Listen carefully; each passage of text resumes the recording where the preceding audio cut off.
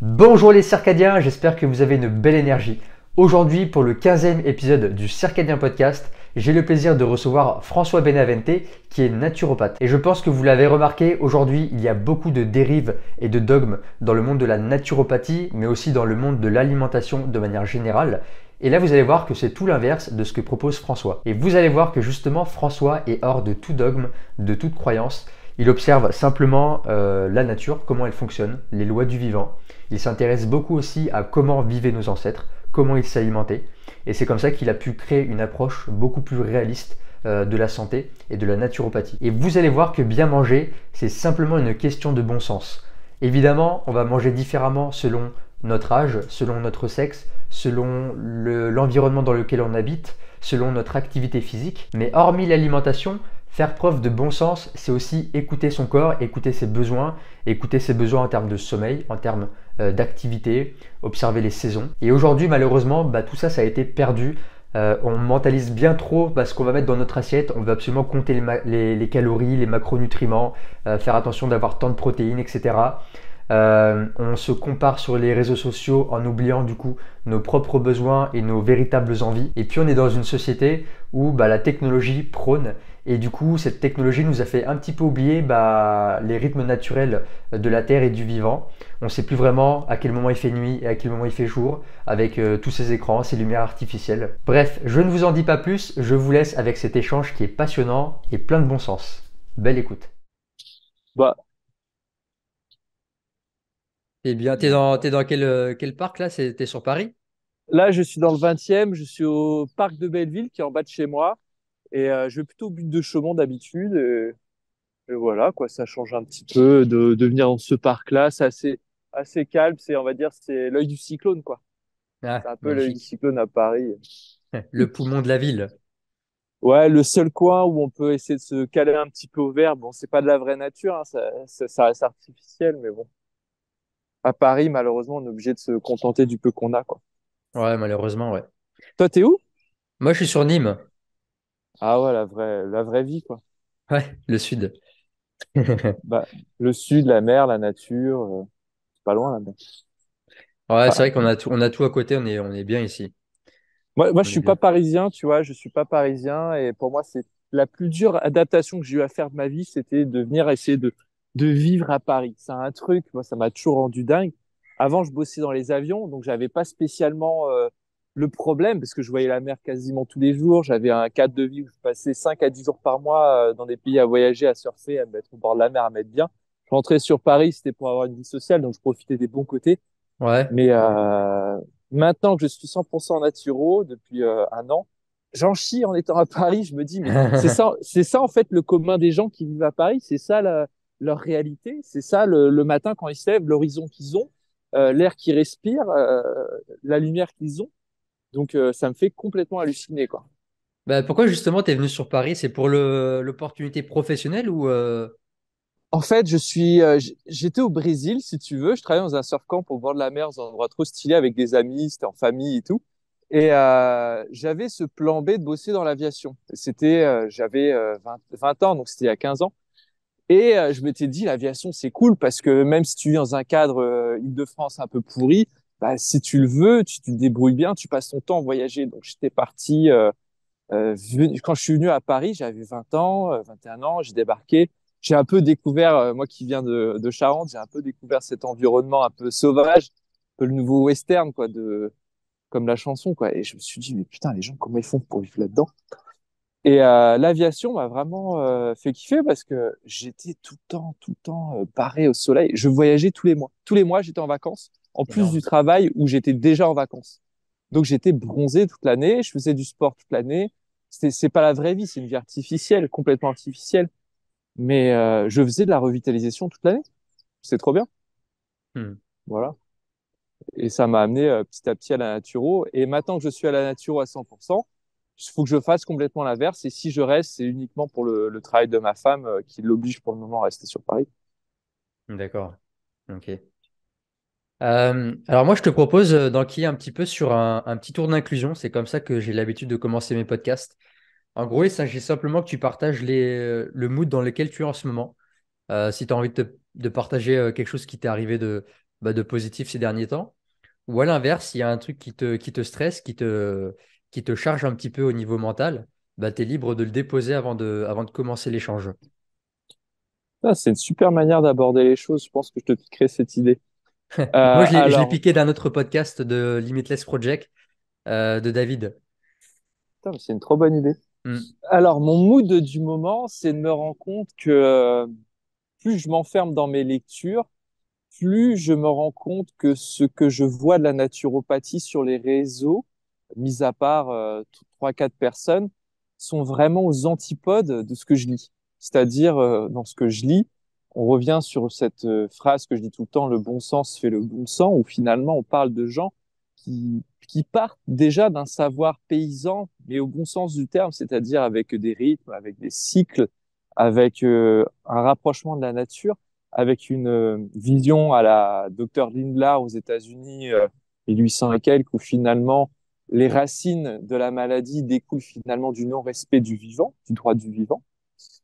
Et quand je regarde, quand je scrolle mon téléphone sur Instagram, que je vois les naturaux, les machins, les trucs, putain, je me rends compte qu'on est exactement à l'inverse, et surtout de ce que décriaient déjà les Paul Carton, les Signalés et autres, où en fait on a maintenant des naturaux qui font de la naturothérapie, ou des naturaux qui vont uniquement avoir le syndrome de la blouse blanche, que j'ai eu aussi, hein, je ne vais pas le cacher, où ils vont partir d'analyses, qui vont partir de bilans biologiques complexes et autres, sans dézoomer finalement sur quelque chose de plus grand encore, qui vont être le respect du vivant. Toutes les écoles de naturopathie, en premier cours, commencent déjà avec cette démarche justement intégrative, holistique, vitaliste. C'est vraiment le terme du jour. Où au début, tu prends ça un peu à la légère, tu dis oui, bon, c'est un truc de hippie, c'est un peu bien, c'est vrai, machin, et tu passes vite à autre chose. Et finalement, maintenant avec du recul, quand je prends quelque chose de concret, je parle par exemple de la fonction thyroïdienne, qui est un peu le gros de mon sujet sur mes consultations avec les gens qui viennent me voir, je me rends compte que toutes les études que je peux mettre en avant, les trucs les plus cartésiens, les trucs les plus pointus, les dernières études de PubMed, les derniers livres d'Hertog, qui sont des livres à 450 euros pièce, nous ramènent finalement sur des choses complètement simples, le non-respect du vivant. Voilà. C'est un petit peu mon mood du moment, c'est que je me rends compte que le naturopathe d'aujourd'hui n'a plus les pratiques de celles d'hier, malheureusement. Ok.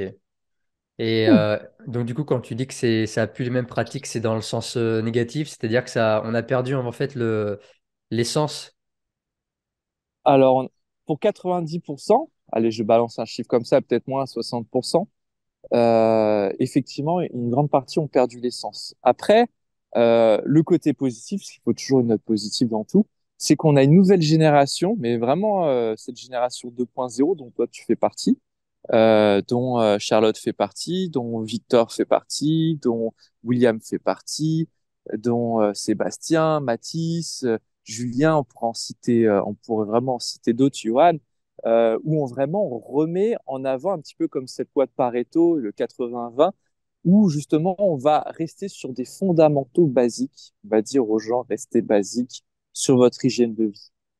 Et cette génération-là, heureusement qu'elle arrive parce que du coup permet de faire une cassure avec un autre mouvement plus ancien mais qui continue d'exister sur Instagram où on va être sur un copier-coller, un faux semblant de la médecine intégrative qui fonctionne très bien, qui est exceptionnel, qui est un petit peu le double pan finalement de la maladie, où nous, naturaux, on s'occupe de la partie santé de la personne, où finalement ces médecins vont s'occuper de la partie maladie. Ça paraît être comme ça une façon de jouer sur le mot, mais pas du tout. Nous, on est euh, les acteurs qui permettent aux personnes en face de nous de trouver la personne saine derrière la maladie. Et ces médecins intégratifs très performants, qui passent une heure et demie, comme nous on passe une heure et demie, vont justement traiter le malade en face d'eux.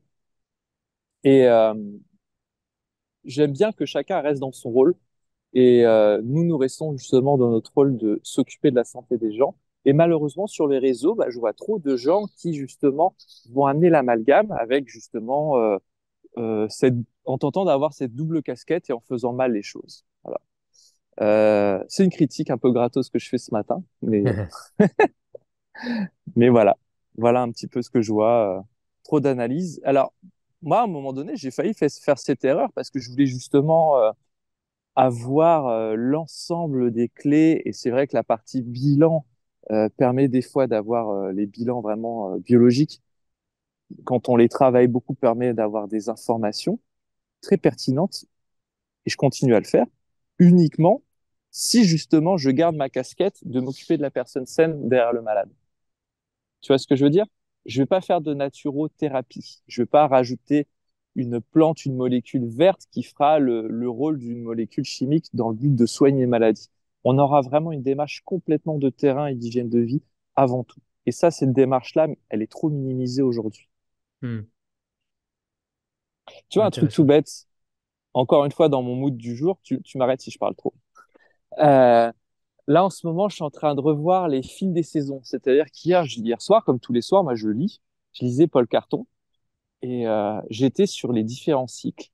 Des cycles qui vont de ton cycle de la journée au cycle de ton mois, avec notamment, je parle à un mois plutôt cyclique, je parle de menstruation pour les femmes, euh, au fil des saisons, qui est un point mais déterminant, que Charles Jacquet a d'ailleurs énormément repris. C'était la première à reprendre ça, alors que c'était un truc qui était oublié depuis Carton, jusqu'au au fil euh, solaire. Ça, c'est un truc qu'on n'en parle jamais avec les phases solaires d'intensité solaire, qui est un truc complètement cartésien, qui est hallucinant, qui se voit sur le monde biologique. Tous ceux qui sont dans l'agriculture le savent, mais ceux qui sont dans le monde de la santé l'ont oublié, alors que c'était un thème qui était vraiment récurrent il y a très longtemps. Ouais, je pars loin. Voilà. On est toujours dans le respect des lois du vivant. Ah, mais c'est la base de toute chose dans tous les cas. On va rebondir sur le sujet. Moi, je vais juste faire mon petit tour d'inclusion. Alors moi, dans ces derniers podcasts, tu vois, tous mes tours d'inclusion, je disais que j'avais envie de rencontrer du monde, que j'avais envie de voyager, etc., que je voulais laisser tomber ma routine. Parce que ça fait quand même 3 ans que je suis dans ma grotte, tu vois, dans Nîmes, dans mes projets entre mon job salarié et puis entre mes projets personnels, où j'ai développé finalement très peu de relations en physique. J'ai que quelques connaissances, tu vois, quelques amis sur Nîmes, mais sans plus. Et en fait, j'ai créé beaucoup de réseaux en fait via Instagram, via mes podcasts. J'ai rencontré plein de monde, tu vois, dont toi, Sébastien, Maurice, etc. Et je me suis dit en fait que je voulais tout simplement rencontrer ces personnes. J'aimerais bien, tu vois, me libérer en fait de mon train-train pour aller les rencontrer. Et du coup, j'ai pris cette décision-là de partir dans moins de 2 mois, de quitter mon appartement, de quitter mon travail, et puis de faire un petit peu le vagabond avec un sac à dos pour aller rencontrer un petit peu ces gens-là. Et puis prendre la décision aussi, parce que c'est quelque chose que j'avais envie de faire depuis longtemps, c'est de voyager un petit peu faire quelques pays dans l'Europe. Donc là, ça va être le projet de cet été. Donc voilà, c'est un mélange de peur et d'excitation, d'enthousiasme. Parce que j'ai besoin, voilà, maintenant, après 3 ans quand même, j'ai besoin de casser cette routine. Tu sais, cette routine qui est très, très stricte, surtout quand on a des connaissances un peu comme toi, tu sais, quand on connaît les cycles circadiens, quand on connaît le timing de quand est-ce qu'il faut manger, etc. Je suis assez drastique, assez austère, tu sais, je suis vraiment comme un moine, où à 8 heures, je suis au lit, je me réveille très tôt, mes repas sont cadrés, mes séances de sport, je fais attention à ma lumière artificielle, je fais mon sport, tu vois, je vais marcher pieds nus, etc. Et mine de rien, tu vois, je pense qu'avec toutes ces connaissances, moi, je vois ça des fois un peu comme un cadeau empoisonné dans le sens où en fait, on est un peu dans une prison dorée, c'est-à-dire qu'on va se priver de certaines choses. Dès qu'on va faire un écart, dès qu'on va être en soirée avec des amis, on va commencer à être anxieux parce que on va se coucher un petit peu plus tard. Bon, on va y avoir de la lumière artificielle, je vais moins dormir, je ne contrôle pas forcément la nourriture. Et du coup, je sens, tu vois, que toutes ces connaissances que j'ai acquises, bah, je me pèse un petit peu, tu vois, cette routine. Et du coup, bah, voilà, j'ai envie de faire un break, j'ai envie de partir voyager, de me dire, OK, bah, je ne vais pas forcément contrôler ce que je vais manger, à quelle heure je vais pouvoir manger, je ne vais pas forcément contrôler l'environnement dans lequel je vais dormir, tout plein de paramètres comme ça, et de lâcher un petit peu cette obsession d'avoir absolument le contrôle euh, sur tous ces aspects de la vie qui, mine de rien, pèsent et créent un stress psychique. Donc voilà le mood du moment, le projet dans lequel je me lance pour le futur. C'est un très beau projet. c'est un très beau projet parce que justement, en cassant avec cette routine qui est très saine, qui est tout à ton honneur, c'est que tu vas essayer de développer une logique parallèle intéressante. C'est-à-dire que être antifragile, n'est-il pas avant tout justement être capable de se prendre une grosse cuite, de manger n'importe quoi et de se réveiller frais comme un gardon? Exactement. Pierre-Valentin Marchessault, il faisait un truc très intéressant. Il appelait ça sa gymnastique digestive. Il venait sur Paris une fois par mois. Ça, c'est une petite anecdote qui est assez croustillante. Il venait une fois par mois sur Paris. Alors lui, il vivait vraiment au sein de la verdure, vers le pays niortais, mais vraiment en écrin de verdure super sympa, là où il y a actuellement l'école d'Argère. Il mangeait quasiment végétarien, cru, enfin tout ce qu'on peut souhaiter de beau. Et il arrivait sur Paris après une conférence, il s'envoyait apéro, entrée, plat, dessert dans une bonne brasserie parisienne bien grasse, tu sais, bien franchouillarde, avec digestif, café, et il envoyait sa soirée. Bon, c'était pas une grosse soirée, non, mais je veux dire, il invitait du monde en mode ambiance banquet. Et il disait, c'est ça la santé, tu vois. Et dans ton domaine de voyage, ce que tu vas avoir, c'est vraiment des cassures qui vont te permettre de juger jusqu'à où tu peux vivre. C'est-à-dire que d'un côté, tu as ce que tu perds et de l'autre, ce que tu gagnes. Et dans une soirée, dans des moments inoubliables, avec un aspect social, ok, il y a l'aspect je perds d'un point de vue énergie sur le lendemain. Euh, si je fais ça tous les jours, je vais entamer ma digestion, mon potentiel énergétique, mon dispatch énergétique. Mais quand je fais ça une fois de temps en temps, je développe des moments inoubliables, je vis. Et ça va être mortel. Tu vas kiffer. Ouais, ouais, carrément. Et puis, tu vois, comme tu le dis, je vais mettre un petit peu à l'épreuve mon antifragilité, dans le sens où, tu vois, j'ai beau lire plein de livres sur le stoïcisme, j'ai une bibliothèque avec plein de, voilà, Marc Aurèle, Sénèque, Épictète, etc. T'as beau vouloir te dire, ouais, je suis le stoïcien, je me prépare aux événements difficiles. T'as beau te mettre volontairement dans du stress, comme l'hormèse, les douches froides, la respiration, le jeûne, etc. En définitive, j'ai l'impression que, alors certes, je développe mon antifragilité avec ce rythme de vie et ces lectures, mais d'un côté, c'est un espèce d'inconfort choisi, tu vois. C'est un inconfort qui est programmé. Je sais quand est-ce que je vais faire ma douche froide. Je sais qu'à tel moment je vais jeûner. Tandis que dans le voyage, je vais avoir affaire à de l'inconfort qui va être totalement incertain, qui va être imprévisible et ça va être vraiment de la volatilité. C'est-à-dire que je vais me retrouver peut-être avec pas de nourriture ou devoir dormir dehors ou quoi, alors que je ne l'ai pas prévu, tu vois. Et ça, je trouve que c'est une autre forme d'antifragilité. Pour moi, ça, c'est la vraie vie en fait. C'est-à-dire que tu sais pas ce qui va t'attendre, mais tu dois t'y préparer, tu vois. Et ça va être une autre forme d'antifragilité. C'est ça qui m'intéresse et c'est aussi ça que je recherche parce que bah, j'en ai besoin, j'en ai envie, j'ai envie de voir de quel bois je suis chauffé, tu vois. Dans- C'est vrai que dans les lectures de Sénèque, ce qu'on retrouve dans Sénèque, c'est ce côté bienheureux, celui qui sait souffrir. Et justement, le fait que tu te programmes une routine où tu t'imposes de te coucher un peu plus tôt, une activité physique et autres, fait que je trouve que c'est la meilleure forme d'auto-éducation. C'est-à-dire qu'à long terme, tu vas vraiment être capable, par exemple, d'être, si tu veux, un auto-entrepreneur et de mener une entreprise où tu vas en chier un petit peu, mais tu vas construire un certain confort matériel et même plus pour tes enfants, pour les gens à venir. C'est la meilleure école, je trouve. C'est un peu l'école Sénèque. Ça va loin, hein. Ouais. Après, tu parlais de voyage. Moi, je pense à Pythagore. Pythagore, il a énormément bourlingué. Il a fait tellement de pays avant de se poser et de monter sa propre école. Donc, le fait de voyager comme ça, c'est clair, tu vas te mettre dans une autre forme d'inconfort, mais ça va être un des meilleurs investissements temps, énergie que tu auras. Moi, j'ai énormément voyagé, c'est-à-dire que avant l'aviation, bah, j'avais travaillé 3 fois au Brésil, j'avais travaillé avec les Indiens Potiguar dans un endroit mais trop stylé.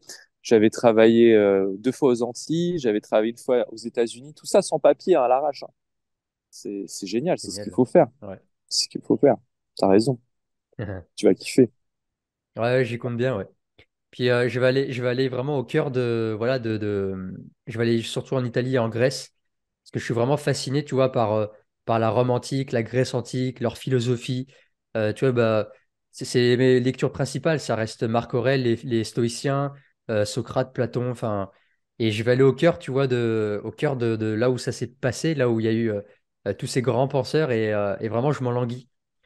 Je m'en languis. J'aimerais qu'on rebondisse sur ce que tu disais en introduction. À un moment donné, tu parlais du principe 20-80 et je voulais savoir si tu pouvais, par exemple, partager aux personnes quels étaient vraiment les principes de base qu'ils pouvaient mettre en place pour prendre soin de leur santé. Parce que comme tu le disais au début, même moi, tu vois, je scrolle Instagram, tu as 10 000 concepts. Tu en as un qui va te dire que c'est le véganisme, l'autre qui va te dire que c'est le crudivorisme, l'autre c'est il faut manger de la viande, l'autre c'est ancestral. Et au final, en fait, on est complètement perdu. Tu vois, moi, j'ai arrêté d'écouter tout ça, bien que je me sois perdu dans beaucoup de dogmes alimentaires. Je suis parti dans plein d'extrêmes. Et aujourd'hui, j'ai arrêté de me prendre la tête. Je fais vraiment plus simple, en fait. C'est-à-dire, bah, tu fais comme les chasseurs-cueilleurs, tu manges ce qui a toujours existé depuis des milliers d'années, les filindis. Tu manges des aliments bruts qui sont denses et qui sont digestes, et point barre. Ça sert à rien de te prendre la tête sur est-ce qu'il faut faire cétogène, à quelle heure je dois manger, est-ce que je dois faire le jeûne intermittent, est-ce qu'il faut que je tente grammes de protéines, tu vois. Je pense qu'il y a beaucoup de gens qui se prennent trop la tête et qui oublient au final que la base, ça reste de manger juste des aliments bruts, locaux. Et enfin, pour moi, c'est la base, tu vois, et d'avoir un rythme de vie qui est en accord avec les saisons, en accord avec le soleil, comme tu disais tout à l'heure. Ben, tu as dit des choses très pertinentes. Je vais rebondir je vais répondre à ta question en parlant justement d'un exemple très concret. On a tous un grand-père, ou encore dans sa pensée un grand-père, qui vivait justement à l'ancienne. Je pense à Michel Onfray dans son livre Cosmos, qui idéalisait son père. Moi, j'ai mon grand-père, tu vois, qui est actuellement en vie, il a 96 ans, il a jamais fait d'école de santé pour quoi que ce soit. Au contraire, même il avait des jobs qui l'ont tué. Et ben, il a un bon sens que je ne vois pas ailleurs. C'est-à-dire qu'il se lève le matin, il sait ce qu'il a besoin de manger, il a les mains dans la terre, directement son jardin. Il sait au moment où il doit prendre son petit filet de soleil. Il sait qu'il va éviter toutes les formes de stress dès qu'il peut. Il sait qu'il va faire la sieste l'après-midi. Quand il va au marché, il va voir son paysan, il va pas voir le mec qui revend des trucs de Rungis, hein. Il va voir le paysan, il sait exactement que c'est la saison de ça, ça, ça. Il va voir son petit poissonnier, il sait très bien que en vieillissant, il a besoin de protéines. Il sait qu'il va avoir suffisamment de poisson le midi, peut-être un petit filet de quelque chose qui va être élevé du bon boucher. Et, et en fait, ça s'arrête là. C'est-à-dire qu'il a bougé, il a marché, il a fait sa sieste.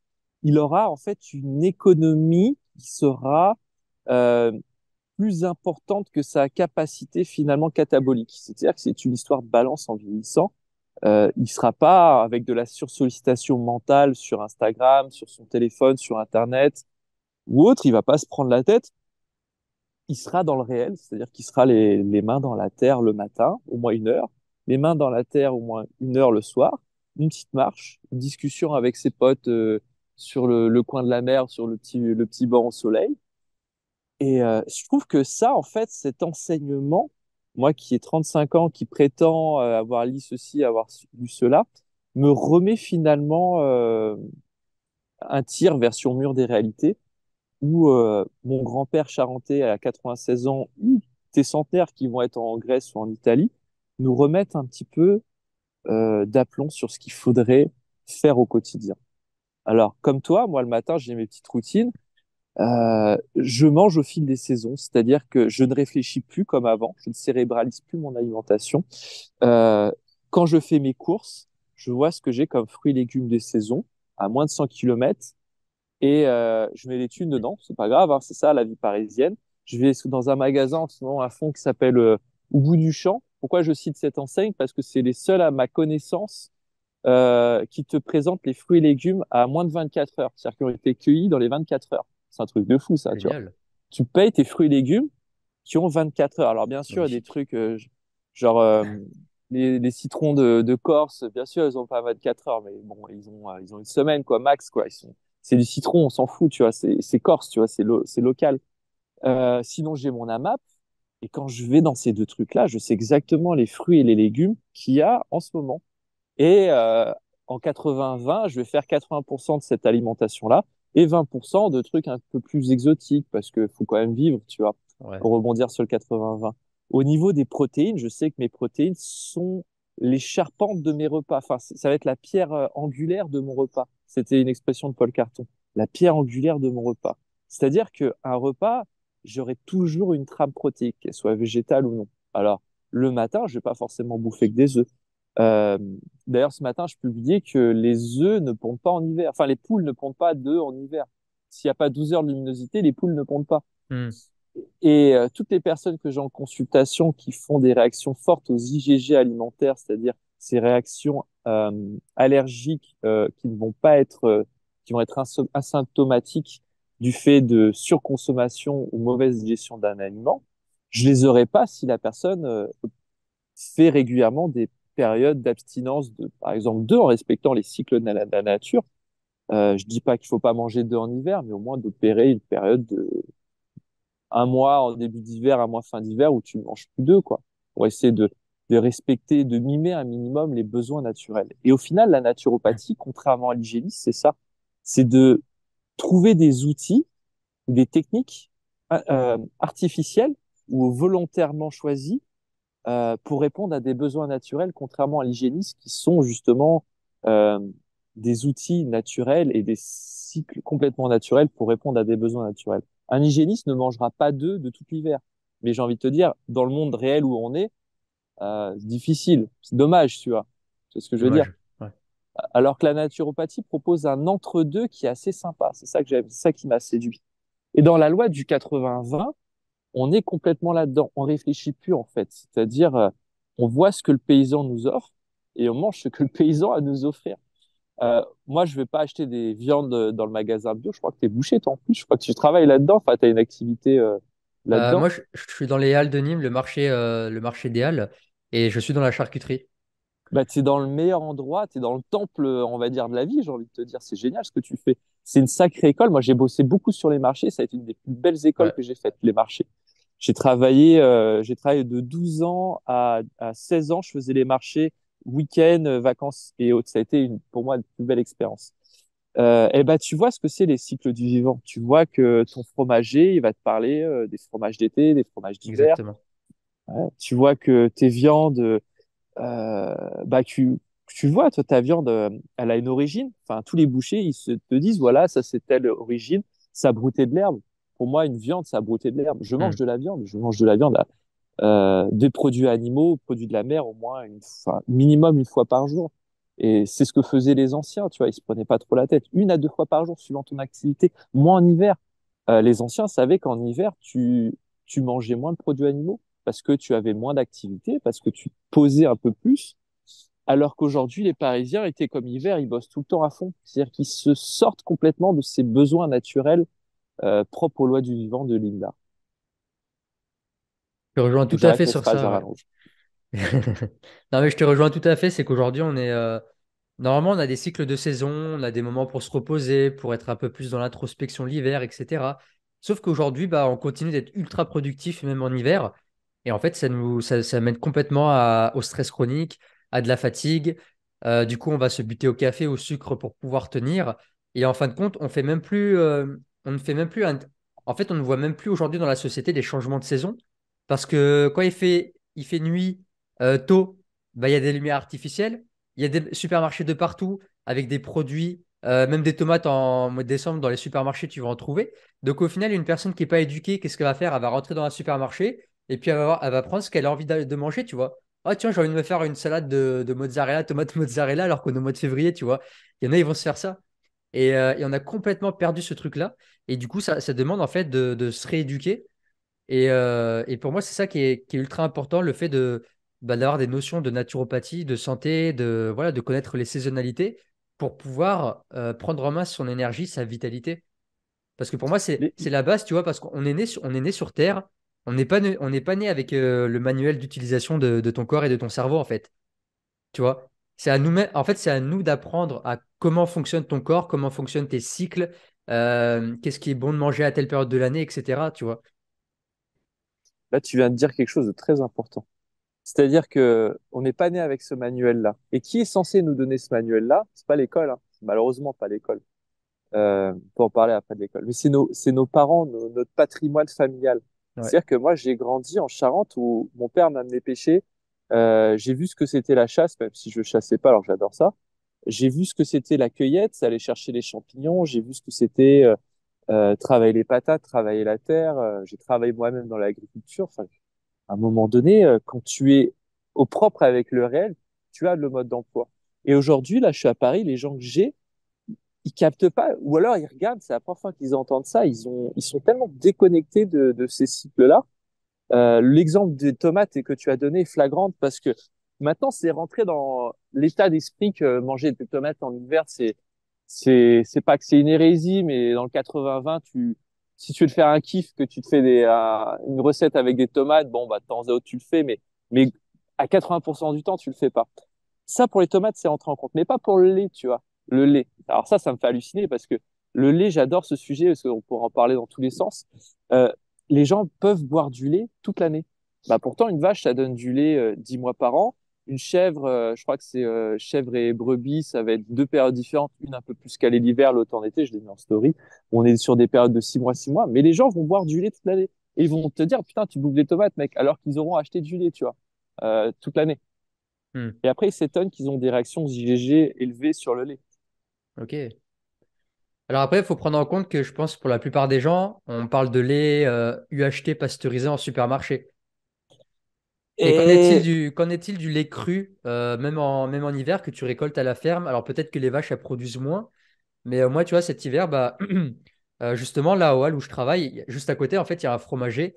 Et tous les jours, il y a une dame qui a une laiterie sur Nîmes, pas très loin de Nîmes, où elle apporte en fait la faisselle crue, elle apporte du lait cru, des petits chèvres. Donc, je lui prends régulièrement de la faisselle crue. Et des fois, l'hiver, je lui commandais du lait cru. Est-ce que c'est différent ou est-ce que ça. Comment ça se alors, passe un petit peu? j'adore ta question, elle est géniale. J'ai ça à le dire. Sur le lait, ton exemple de Nîmes, on va vraiment le garder. Euh, alors, si j'ai ma vache qui donne 10 mois par an, si finalement l'année biologique commence finalement entre avril et mai, et pas en janvier comme on pourrait le croire, où on a cette montée de la sève finalement, où on a l'herbe qui commence à être beaucoup plus grasse, riche finalement en micronutriments, si on a les feuilles, les arbres, tout qui commence à arriver. Qu'en est-il du lait que j'achèterai en décembre-janvier?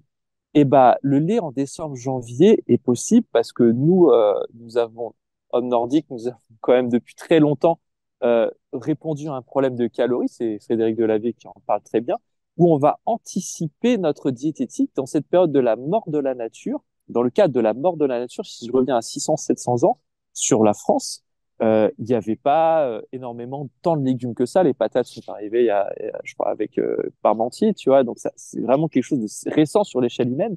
Et du coup, l'homme a su, pour une histoire de survie, apporter de la calorie, justement, en faisant des produits laitiers qui permettaient d'avoir une calorie protéique stockable et grasse nettement intéressante. C'est-à-dire que les produits laitiers, le lait, les fromages, ont répondu à une stratégie de perduration de l'espèce.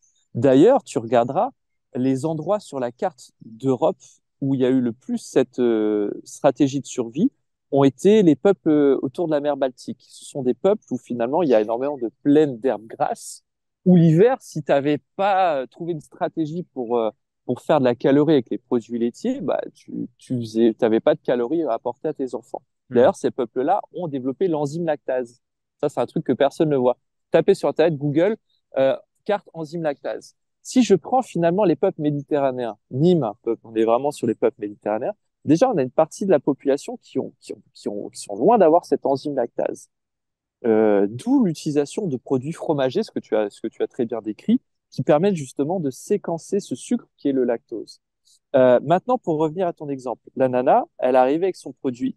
Ces vaches, elle aura sûrement donné des tourteaux de tournesol, des tourteaux de soja, peut-être pas de soja, parce qu'elle a peut-être de l'éthique, des tourteaux de produits, ou alors des bottes de fourrage.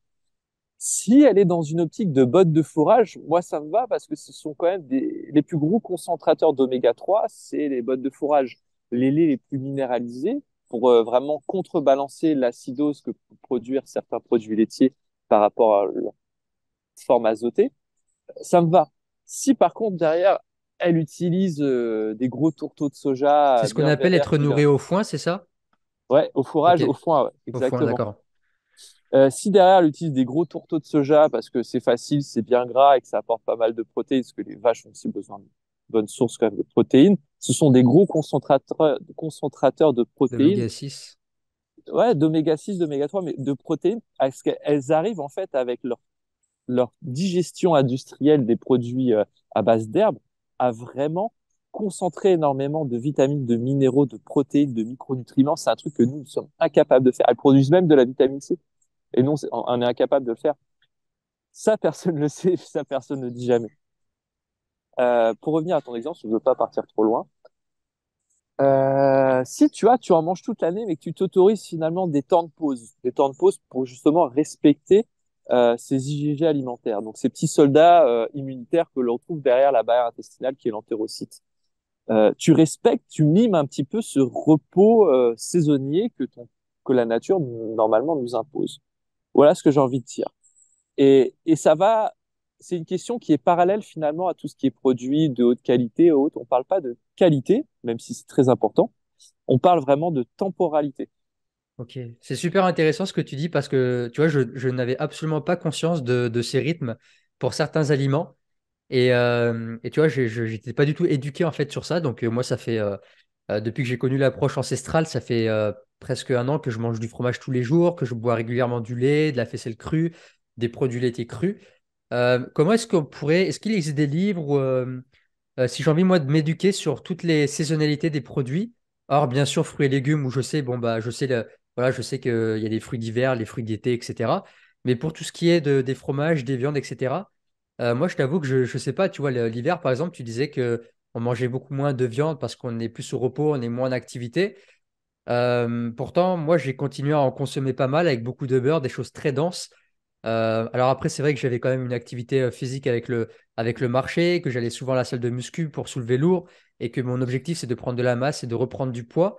Mais comment est-ce que je peux m'éduquer justement pour respecter encore plus la saisonnalité des produits, hors fruits et légumes, que tout le monde le sait, parce que ça, on tape sur Internet calendrier fruits et légumes et puis on a les saisons. Alors, j'adore tes questions, elles sont, ça, c'est super. Déjà, la personne qui actuellement nous a le plus sensibilisé sur la saisonnalité à l'année, il y a d'autres formes de saisonnalité qui sont importantes, mais celle de l'année déjà, ça a été Charlotte Jacquet. Charlotte Jacquet a repris des anciens livres. Elle est une naturopathe, elle a écrit un livre au fil des saisons. Elle remet sur la table des écrits anciens avec des mots plus contemporains. On pourrait plus s'attacher finalement à notre réalité. Donc ça, ce serait la première source, la source la plus facile. Après, si on veut remonter aux sources, bah carrément, Paul Carton, hein, j'arrête pas de le citer depuis tout à l'heure Ouais, parce que tu l'as c'est dit. lui qui a c'est lui qui a ce côté bon sens paysan où justement, alors ça, c'est que des livres qu'on trouve d'occasion sur eBay. Je crois que c'est dans la pratique médicale. C'est dans son livre La pratique médicale. Il a écrit 33 livres où il marque bien à la fin de son livre un chapitre entier sur la saisonnalité. Lakowski nous donne une autre dimension de la saisonnalité qui est assez intéressante par rapport à l'environnement électromagnétique. Bon, ça, c'est une petite parenthèse, on va éviter d'en parler. Et sinon, d'un point de vue fruits et légumes, Berthollet en parle merveilleusement bien, mais c'est pareil, ce sont des livres d'occasion. Docteur Berthollet, 1934, où il parle vraiment des cycles fruits et légumes. Euh, très, très, très, très intéressant. Au niveau de ce que tu me racontais, tu me disais, moi, je fais une pratique sportive été-hiver. Tu as complètement raison, moi aussi, je le fais. Euh, mais l'hiver, je essaye de marquer un temps de pause. C'est-à-dire que je me mets un temps de pause. Généralement, je profite d'un voyage. Ça fait une fausse excuse pour mettre en temps de pause au moins 3 semaines. Parce que l'hiver, tu regardes, l'hiver, si je reviens il y a 500 ans, c'était des périodes où on est dans une économie de calories, on se couvre. Oui. Euh, on se couvre, on essaye de pas trop cramer de calories, on fait un peu de tissu gras. À l'époque, ils mangeaient plus d'amidoneux, c'est moins sexy, hein, mais pour faire une petite couche de gras, pour vraiment être dans une histoire de calories. Nous, aujourd'hui, nous n'avons pas les mêmes problématiques parce qu'on est dans une société où la calorie est pléthore, on en a tout autour de nous. Donc moi aussi, comme toi, je fais mon sport. Comme toi aussi, je vais manger plus de protéines en hiver. Mais derrière, je vais essayer de trouver des repos en termes de dispatch énergétique. Peut-être que j'essaie de réduire ma charge mentale avec moins de travail, m'éloigner des sources de stress, tu vois, l'hiver. Je vais essayer vraiment d'économiser mon temps. Et là où il y a le plus de lumière, les moments où il y a le plus de lumière de la journée, Hmm. je vais prioriser. Même s'il fait froid, je vais essayer de résister sur le premier soleil de février au moins une demi-heure par jour pour être dans un processus de revitalisation. c'est difficile de cycler ces journées été comme hiver de la même manière. Si on Ouais, fait ça, on est dans l'erreur. ouais. Si on fait ça, on est dans l'erreur complète. Mais en plus, surtout, tu vois que, un exemple, tu vois, là, je travaille dans le marché. Du coup, on commence très tôt, en fait. À 6 heures, on est là-bas et on finit par contre très tôt. Ça implique en fait que à 8 heures, je suis au lit, à 20 heures le soir et que je me lève à 4 heures le matin parce que j'aime bien prendre le temps, avoir ma petite routine, etc. Donc l'hiver, ça va parce qu'à 8 heures, il fait nuit, j'ai mangé depuis plus de 2 heures et que voilà, à 20 heures, je m'endors facilement. Là, depuis qu'on a reculé, enfin qu'on a changé d'heure, j'ai beau être au lit à 20 heures, il fait encore jour dehors, il y a encore la lumière à travers les volets et je galère à trouver le sommeil. Ça, Tu c'est vois? un des pires décalages, ça. Et Le c'est décalage d'humeur. super chiant, c'est-à-dire que je mets une demi-heure à m'endormir. Par contre, je me réveille à la même heure, donc un peu moins de temps de sommeil.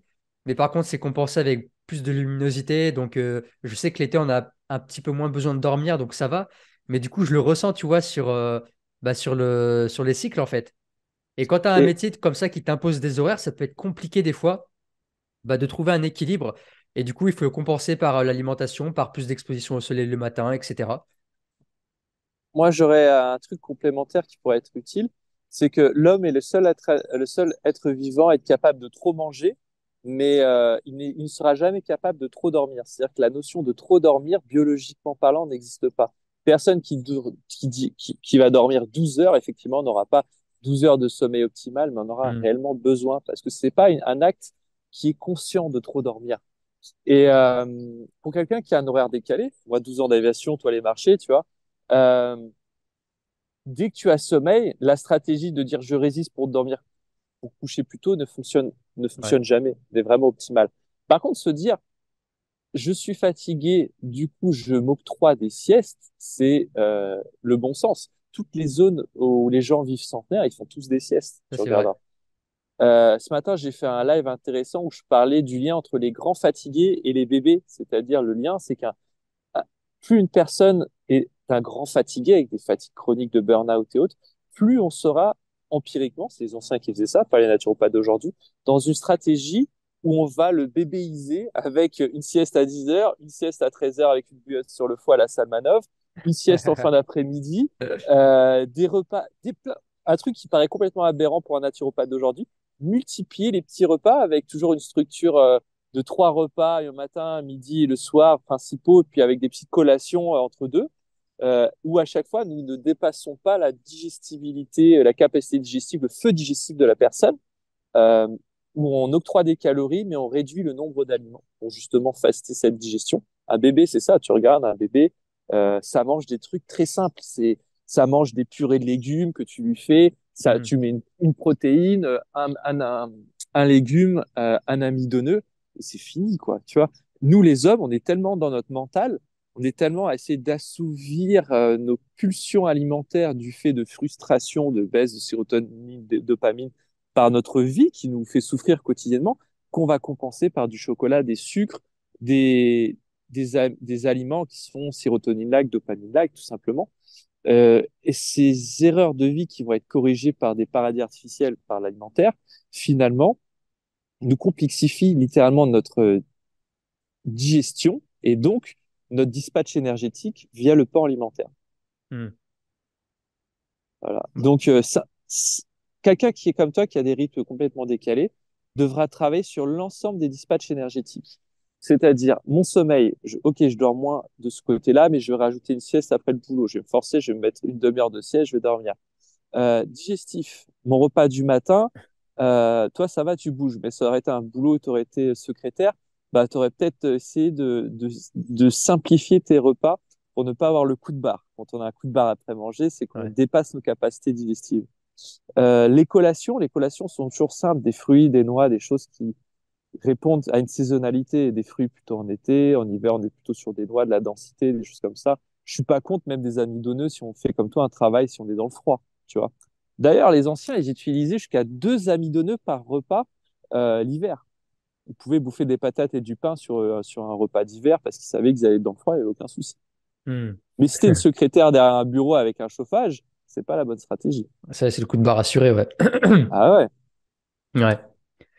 Mais moi, tu Voilà. vois, j'ai tendance. Alors, moi, j'aime bien avoir quand même. J'ai un bon petit déjeuner qui est consistant, mais pas trop lourd. Typiquement, c'est du pain au levain avec à peu près 100 grammes de fromage au lait cru et avec quelques cornichons ou un peu de miel, tu vois. Ou en ce moment, là, j'ai envie de me faire, par exemple, de la faisselle où j'aurais fait tremper des graines germées dedans, enfin, fermenter toute une nuit au frais avec du cacao en poudre, des graines de chia avec de la faisselle et des bananes. Ça, c'est mon petit kiff en ce moment. Et puis après, j'aime bien être plutôt assez frugal dans la journée parce que j'aime pas me faire des gros repas, même à midi. Ou même, on dit par exemple dans l'Ayurveda que ça devrait être le repas le plus important à midi parce que c'est là où le feu digestif est le plus puissant par rapport à la position du soleil. Et moi, c'est pas trop mon cas. J'ai remarqué que si je fais des gros repas dans la journée, enfin, à midi ou dans la journée, bah après, tu vois, je vais mettre du temps à digérer, je vais être un peu lourd l'après-midi. Du coup, moi, j'ai tendance à fractionner mes repas, par exemple, en trois petits repas. Bah, du coup, quand je bosse, je prends mon petit déjeuner très tôt, tu vois, vers 5 heures du matin. Je remange vers 9h30 parce que j'ai faim. Et puis, je remange un petit peu une petite collation à 13h, 14h quand je rentre du boulot. Et en fait, moi, j'ai plutôt tendance, bien que ça va à l'encontre de ce que je peux proposer, ce qu'on peut dire, c'est que le soir, il faudrait manger assez léger. Et moi, j'ai tendance à faire l'inverse, c'est-à-dire à prendre mon bon gros repas le soir, parce que j'aime bien, en fait, en fait, j'en ai besoin, tu vois, j'en ai envie, j'ai envie de me poser, de faire une bonne plâtrée de patates avec du beurre et puis une source de protéines. Et puis, je sais que ça va m'emmener vers le sommeil, tu vois, une bonne plâtrée de patates, bah, ça va être précurseur pour la sérotonine, pour l'endormissement. Parce que je sais qu'une fois que j'ai mangé, tu vois, j'ai pris un bon repas, je vais laisser 2 heures, 2 heures et demie de digestion avant d'aller me coucher, et puis que je vais avoir toute la nuit pour laisser du repos à mes digestions. Donc moi, j'ai plutôt cette tendance-là, tu vois, à prendre un plus gros repas le soir et être assez léger dans la journée. Je ne sais pas ce que toi t'en penses. Est-ce que c'est le fait, par exemple, de qu'on dise oui, il faut manger léger le soir, etc.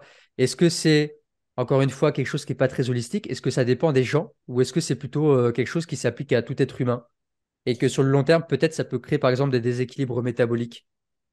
Alors, c'est vachement intéressant parce que, comme tu dis, la clé, c'est l'individualisation.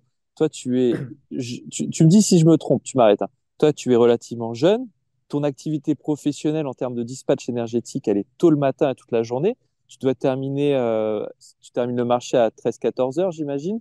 Tu te 13 heures, ouais. rentres chez toi, tu te poses, tu manges. Si tu es fatigué, tu fais une petite sieste ou autre, ou tu te fous dehors, tu fais un peu de Je soleil. me fais une sieste au soleil de un quart d'heure, tu sais, juste comme ça, la gueule ouverte, tu sais, au soleil, là, et ça fait trop du bien. Ah, Ah ça, c'est le ouais. meilleur.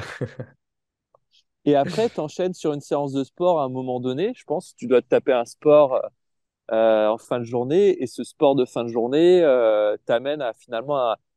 T'as la dalle après le sport. Du coup, tu tapes un bon repas, peut-être une bonne heure, 1 heure et demie après. Un repas que tu as bien salivé, que tu as pris le temps parce que tu cuisines et tout. Ouais. Et ta journée, elle est finie. Tu n'as plus de charge mentale, tu es trop bien. C'est vraiment, comme tu dis, la patate bien sérotonine-like. Tu as amené tes protéines. Parce qu'à 26 ans, et vu le métabolisme que tu as, le rythme de travail que tu as, ça va pas te perturber d'un point de vue sommeil. Par Alors, contre, j'ai 28 ans. 28, ouais, mais c'est cool, Ouais, c'est pareil, 28. ouais. Ouais. Ouais. Et autre précision, généralement, quand je travaille le matin, mes jours de travail, parce que je suis pas à temps complet, j'ai 3 jours de repos, je fais pas de sport, hein. Je fais du sport pendant mes jours de repos, parce qu'encore une fois, moi, j'ai une biologie, en tout cas, j'ai créé une biologie qui fait que je suis très actif le matin. C'est le matin très tôt où je suis productif, je fais ma lecture, j'écris mes scripts, je tourne mes vidéos, je fais mon sport le matin aux alentours de 10 heures. Et après l'après-midi, c'est là où j'ai moins d'énergie, j'ai plus envie de faire quelque chose de créatif, quelque chose de relaxant, de faire de la marche, etc. Bien que quand je sens, par exemple, que ça peut m'arriver des fois d'avoir envie de faire une séance de sport, mais ça va être quoi, une demi-heure, ça va être quelques tractions aux anneaux, un peu de musculation d'une demi-heure. Mais généralement, quand je travaille les jours où je travaille, en fait, je fais pas trop de sport. Ça va être plus une marche en fin de journée, une petite marche ou une session de 15 minutes de yoga, de mobilité. Tu, tu vois l'histoire des protéines le soir, moi jusqu'à il n'y a pas si longtemps que ça, il y a encore 3-4 ans, je faisais ça, je tapais un repas fat le soir avec protéines, glucides, parce que je faisais ma séance, enfin toi non, mais moi je faisais ma grosse séance en fin de journée, et je dormais merveilleusement bien là-dessus en fait. Et dès que j'ai eu les coups de fatigue, bébé arrivé, tout ça, je me suis rendu compte que du jour au lendemain, ça fait exactement l'inverse. C'est-à-dire que les excès de tyrosine, de phénylalanine, ces acides aminés qu'on a dans tout ce qui va être viande et autres, vont créer dans mon cas, se mettait à créer une compétitivité avec le tryptophane, qui va être le précurseur de la sérotonine, que l'on va retrouver pour donner cette phase justement, pour lutter contre l'anxiété, le stress. Et je me retrouvais du coup le soir à avoir de l'anxiété, du stress, des envies de béquilles, sérotonine-like, de chocolat, un sommeil pas du tout profond, des Mhm. nuits vraiment entrecoupées. Et c'est là où je me suis rendu compte que finalement, passer, je veux pas dire un âge, mais c'est-à-dire une charge de fatigue, c'est-à-dire que j'étais dans une période où il fallait que je monte ma société, une période où enfin même avant ça, je faisais mon travail, je faisais une évolution dans mon travail, du sommeil en moins, une nouvelle famille, des nouveaux projets. Enfin, je menais plein de batailles en même temps qui faisaient que j'avais, en termes de dispatch énergétique, plus euh, la même harmonie et la capacité de m'endormir avec un gros steak le soir. Et ça a changé du jour au lendemain, ça, cette histoire. Et du coup, ce que j'aime bien, c'est la notion de biofeedback. La notion de biofeedback, encore un bon sens que les anciens avaient, c'est-à-dire en quatrième sous-partie, te disait, regardez comment ce que vous mangez, quels sont les changements en permanence. Parce que l'aliment d'aujourd'hui peut être le poison de demain. Ouais. Et là, c'était complètement le cas. C'est-à-dire qu'en termes de biofeedback, du jour au lendemain, je me suis rendu compte que cette pratique n'avait plus lieu d'être pour moi. Peut-être que demain, si je gagne au loto et que je m'en mette à faire de la revitalisation, vivre au soleil, à plus travailler, du jour au lendemain, je pourrais rebouffer des gros steaks le soir et dormir comme un bébé. Mais pour le moment, mon énergie du moment ne me permet pas de le faire et du coup, je m'adapte par rapport à ça. Ok, génial. En parlant de steak, tiens, euh, on va parler un petit peu de viande, parce qu'encore une fois, aujourd'hui, voilà, t'as le monde du véganisme, c'est pas bien de manger de la viande, c'est pas spirituel, c'est pas bon pour la santé, on n'est pas fait pour digérer de la viande. Quel est ton avis sur ça? Alors, je sais que tu manges de la viande puisque tu viens de le dire, mais est-ce que tu as des arguments? Encore une fois, c'est pas des arguments de.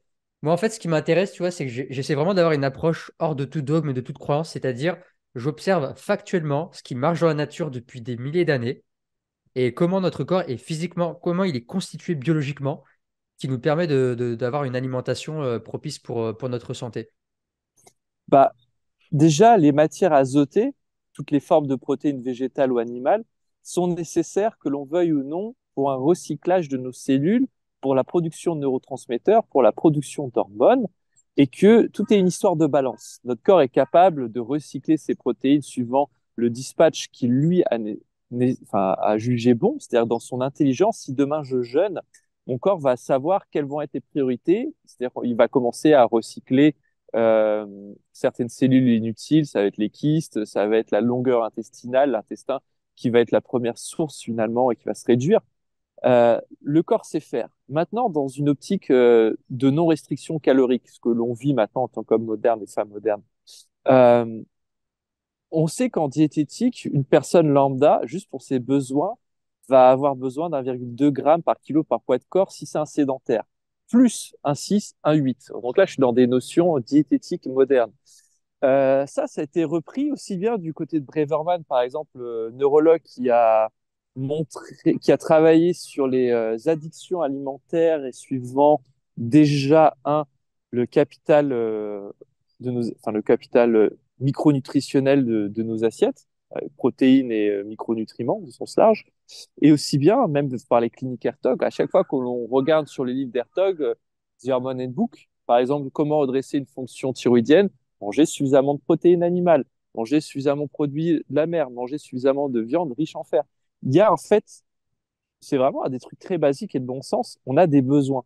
Et comme je disais tout à l'heure, même Paul Carton, 1930, disait que la source protéique était la charpente d'un repas. La charpente, sans elle, le tout s'écroule, n'a plus lieu d'être.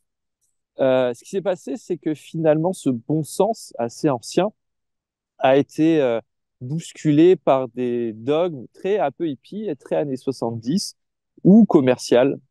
Je dirais même plutôt 100% commercial. Par exemple, sur ce régime, le régime dissocié, ça existait depuis très longtemps. Celui qui l'a mis vraiment à la mode, comment il s'appelle? Celui qui a fait le régime dissocié, années 70, il a écrit sur le jeûne à fond, il a écrit des livres sur le jeûne. Je sais pas si ça te parle, c'est un Américain Non, sur je le vais jeûne regarder ça. dissocié. Ah, attends, faudrait que je te retrouve le nom. Le mec, c'était un commercial, c'est-à-dire que c'était quelqu'un qui était connu pour être commercial. Et il a écrit des livres sur la santé dans un but commercial. Et le fait déjà dans les années 70 de te vendre la nouvelle mode sur le nouveau régime restrictif qui allait marcher, qui va te permettre d'être plus vieux, machin, attire forcément parce que c'est quelque chose de très séduisant où on te dit, moi j'ai la vérité, les autres ne l'ont pas. C'est Herbert J'essaie de. McGolfin, c'est ça? Non, je pense pas à Non. lui. Je pense pas à lui. Je pense pas à lui. Régime dissocié. Tape livre jeune. Il a écrit un super livre sur le Alors, il y a jeûne. C'est Montignac. en américain. C'est le mec qui a fait le plus jeûner de gens. Il a eu des procès et tout. C'est lui qui a fait le plus de jeûnes en centre Il au monde. il y a Howard High. Non, non, non, pas Non. Eyes. Bon, c'est pas grave, on retrouvera. Ouais, ouais, ouais. Et putain, pourtant, c'est un truc qui est vachement connu. Et franchement, protéines, on n'est pas obligé de se caler des protéines animales tout le temps. On n'est pas obligé de caler de la viande tout le temps. Moi, par exemple, j'ai des inflammations au niveau des gencives. J'adore la viande, mais je sais que si je tape des viandes rouges, des viandes de porc, des choses comme ça, surtout suivant la source d'alimentation de la viande, qui est primordiale à mes yeux, je peux avoir des inflammations dentaires. C'est un truc très basique. Moi, j'ai ce biofeedback-là. J'ai mes dents. Tu vois, Hmm. ça paraît con, mais j'ai ce biofeedback-là. Il y en a, ce sera leur intestin. S'ils auront des gaz de putréfaction.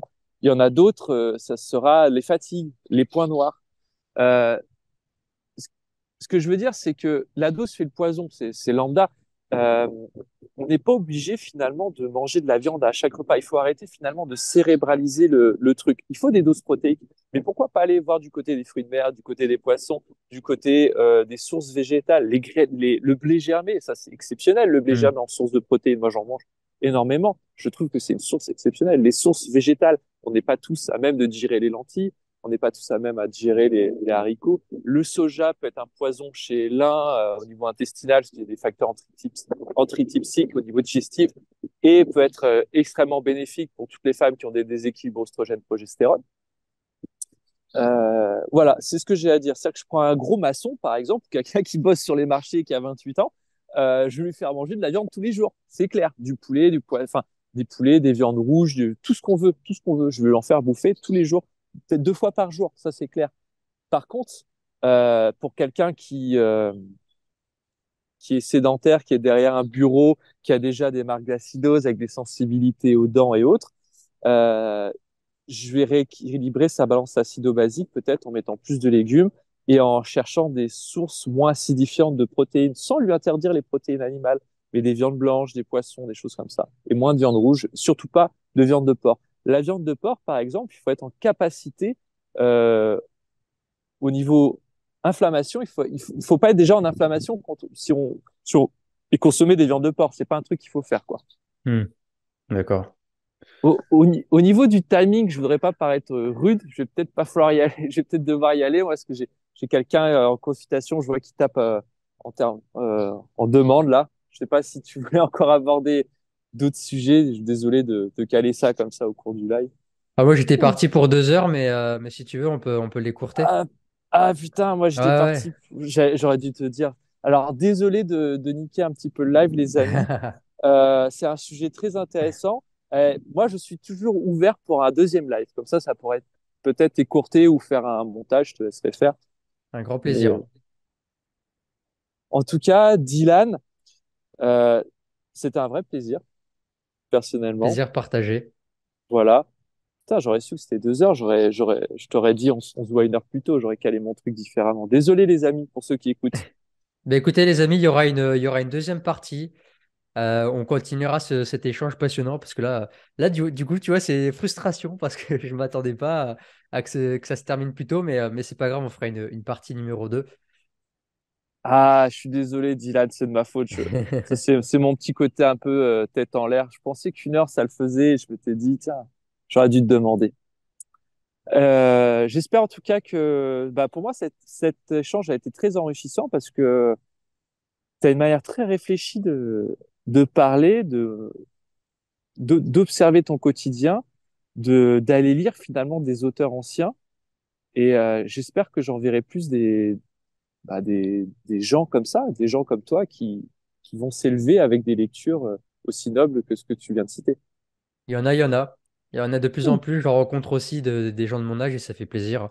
de voir qu'il y a une nouvelle génération comme ça qui sont vraiment portés par le retour aux fondamentaux, à la nature, au respect de la vie et du vivant.